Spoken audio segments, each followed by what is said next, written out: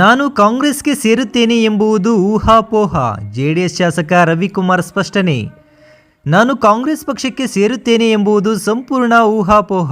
ನನಗೆ ಅಧಿಕಾರದ ಆಸೆ ಇಲ್ಲ, ದುಡ್ಡು ಮಾಡುವ ರಾಜಕೀಯಕ್ಕೆ ನಾನು ಬಂದಿಲ್ಲ ಎಂದು ಶಿಡ್ಲಘಟ್ಟ ವಿಧಾನಸಭಾ ಕ್ಷೇತ್ರದ ಜೆಡಿಎಸ್ ಪಕ್ಷದ ಶಾಸಕರಾದ ಬಿಎನ್ ರವಿಕುಮಾರ್ ಸ್ಪಷ್ಟನೆ ನೀಡಿದ್ದಾರೆ.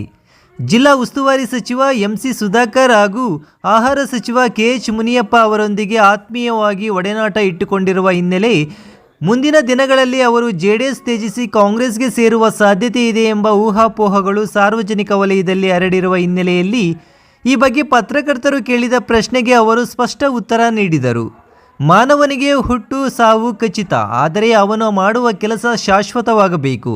ನಾನು ನನ್ನ ಶಾಸಕರ ಅಧಿಕಾರದ ಅವಧಿಯಲ್ಲಿ ಜನ ನೆನೆಸಿಕೊಳ್ಳುವಂಥ ಶಾಶ್ವತ ಅಭಿವೃದ್ಧಿ ಕೆಲಸ ಮಾಡಬೇಕು ಎಂದು ನಂಬಿಕೆ ಇಟ್ಟುಕೊಂಡಿದ್ದೇನೆ. ಈ ನಂಬಿಕೆಯಿಂದಲೇ ನಾನು ರಾಜಕೀಯದಲ್ಲಿ ಇದ್ದೇನೆ. ಪಕ್ಷಾಂತರ ಮಾಡುವ ಪ್ರಶ್ನೆಯೇ ಇಲ್ಲ ಎಂದು ಅವರು ಹೇಳಿದರು. ನಾನು ಮಾಜಿ ಪ್ರಧಾನಿಯಾದ ಎಚ್.ಡಿ. ದೇವೇಗೌಡರವರು ಕಟ್ಟಿದ ಜೆಡಿಎಸ್ ಪಕ್ಷದಲ್ಲಿ ಅವರ ಗರಡಿಯಲ್ಲಿ ರಾಜಕಾರಣ ಕಲಿತವನು. ಈ ಕ್ಷೇತ್ರದ ಸಾಮಾನ್ಯ ವ್ಯಕ್ತಿಯಾಗಿ ನನ್ನ ಮತದಾರರು ನನ್ನನ್ನು ಶಾಸಕರಾಗಿ ಆಯ್ಕೆ ಮಾಡಿದ್ದು ನಮ್ಮ ಮುಖಂಡರು ಹಾಗೂ ಕಾರ್ಯಕರ್ತರ ಶ್ರಮದ ಫಲ. ನಾನು ಯಾವುದೇ ಸಂದರ್ಭದಲ್ಲೂ ನನ್ನ ಮುಖಂಡರು ಅಥವಾ ಕಾರ್ಯಕರ್ತರಿಗೆ ಅಗೌರವ ತೋರಿಸುವ ಕೆಲಸ ಮಾಡಲಾರೆ ಎಂದು ಅವರು ಸ್ಪಷ್ಟಪಡಿಸಿದರು.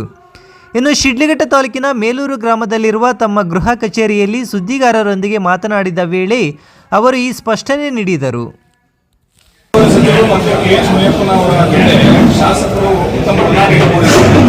ಮುಂದಿನ ದಿನಗಳಲ್ಲಿ ಇವರು ಕಾಂಗ್ರೆಸ್ ಪಕ್ಷಕ್ಕೆ ಹೋಗ್ತಾರೆ ಅಂತಕ್ಕಂಥ ಹೋರಾಟ ಇದೆ.